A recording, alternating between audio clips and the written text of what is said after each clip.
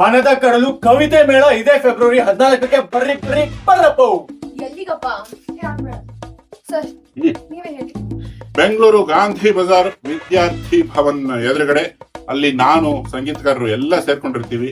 ಯಾರ್ಯಾರು ಪ್ರೀತಿಲಿದ್ದೀರಿ, ಯಾರ್ಯಾರು ಮದುವೆ ಆಗಿದ್ದೀರಿ, ಯಾರ್ಯಾರು ಮಕ್ಕಳು ಮಾಡ್ಕೊಂಡಿದ್ದೀರಿ, ಎಲ್ಲರೂ ಬರ್ಬೋದು. ಹುಡುಗ ಕೈ ಕೊಟ್ಟವರು, ಹುಡುಗಿ ಕೈ ಕೊಟ್ಟವರು ಕೂಡ ಬರ್ಬೋದು.